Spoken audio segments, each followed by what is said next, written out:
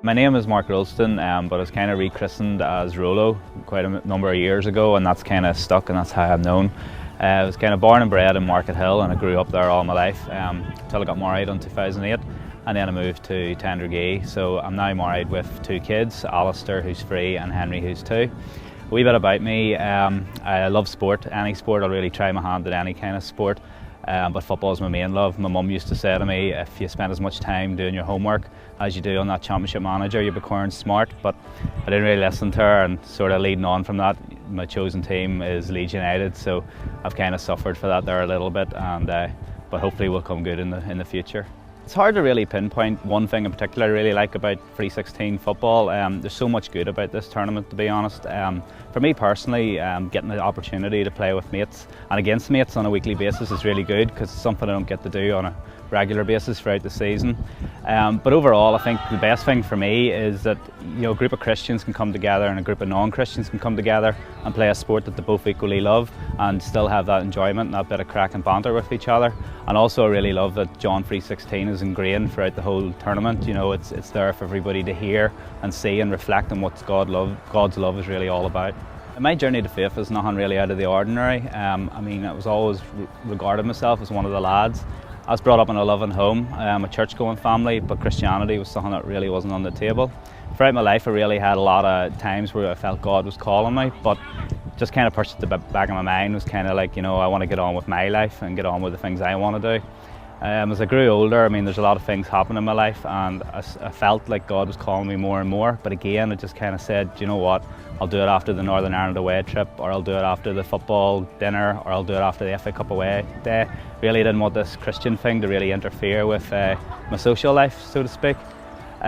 These things got harder and harder to ignore, and there's lots of moments in my life that brought me to faith, and I really don't have time to talk about them all, but one thing I will talk about is a sermon I once heard. And I was in church one day, and the sermon was basically, the minister stopped halfway through and told us all to tell ourselves that we're going to die.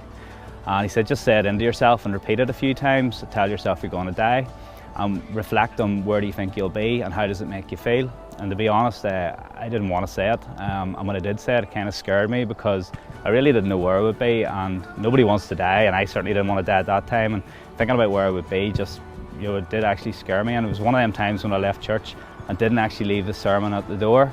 I just walked out and I went away. Having a bit of a research background, I researched everything possible.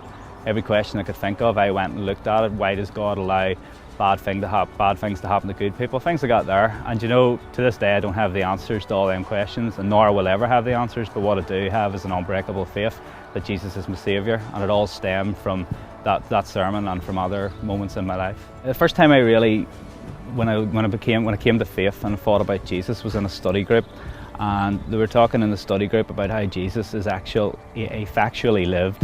He's documented throughout history, not just by Christians but by historians. So there's no doubt there that he was on earth. All we have to decide now was the Jesus in the Bible, was he a liar, or was he a magician, or was he just this good guy, good prophet guy that was around on earth, or was he who he said he was, and was he the Son of God?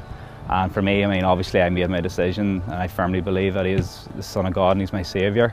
I should be dedicating my whole life to Jesus. I should be giving over every day to him, and it's something I really struggle to do. I am a Christian, but at the end of the day, I'm just human and I'm flawed, and I need his forgiveness day in, day out, and that's something that he gives me. He gives me his forgiveness day in and day out, and he gives me his saving grace, and it's something that I'm not as grateful for as I should be.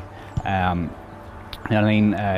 prayer really for 316 is that everybody will sort of take away and not look at the perceptions of what they think a Christian is or what Christians are or what the perception of church is, but actually look and focus at Jesus and what he's done for us and make their decision based on that.